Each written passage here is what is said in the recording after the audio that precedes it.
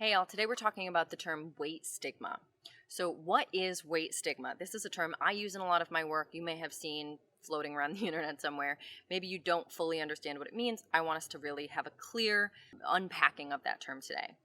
So weight stigma refers to the system of prejudice, marginalization, and discrimination and bias against people in larger bodies.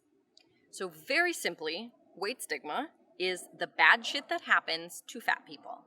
And this could be a lot of different ways. If we look at medical care or health care, there is some really disturbing research that shows that because of biases that doctors and nurses and healthcare providers have, a lot of people in fat bodies are getting worse treatments. They're getting essentially discriminated against to the extent that they're at a higher risk for mortality, not because they're fat, but because of what that bias does to the treatment offered to them. For example, if somebody shows up at a doctor's office and gets weighed, and the person reads the chart and sees that number, and it's a high number, then that person instantly has a lower opinion of the person in front of them. That is part of weight stigma. If that person is a doctor in charge of treatment, their bias against fat people might be enough for them to just lecture that person and send them home, not even run a test. Maybe the person says, hey, I'm having trouble breathing, and they say, this chart says you're fat. I can see that you're fat. You should probably lose weight. Go home, try to lose weight, come back when you're better. And the person might be having something that they needed an x-ray for, or that they needed some other test for. But because of fat bias or weight stigma, they didn't get the treatment that they deserved. And this is where inequality in healthcare will start to show up. This is where marginalization and discrimination of people in fat bodies leads to them dying. It is a huge, huge, dangerous problem. And the only reason that people don't care is because when people read studies like that, their own weight stigma and fat bias shows up. And they say to themselves, well, maybe that person should have lost weight. Then the doctor would have given them proper treatment.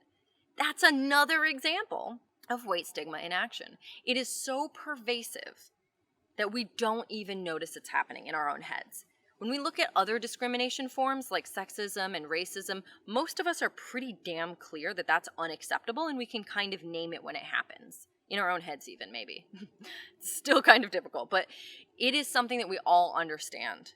Whereas weight stigma, most people don't understand because they are so sure that being fat is bad. And that is what weight stigma says. It would be kind of like if we were all trying to identify sexism, but also genuinely believed that women were inferior. It's really hard to do, You look around and you go, I don't think there is any sexism. I think that women are, in an oppressed position because they're just not as good at stuff. You would not be able to identify it. And that's what's going on with weight stigma right now. And that's what the term is about. It's referring to the discrimination and marginalization of people in fat bodies and how that shows up for them. They are less likely statistically to get jobs if they live in a fat body. They're less likely to get adoptions that go through. They're less likely to get mortgages that go through. They're less likely to get into universities and other higher education institutions.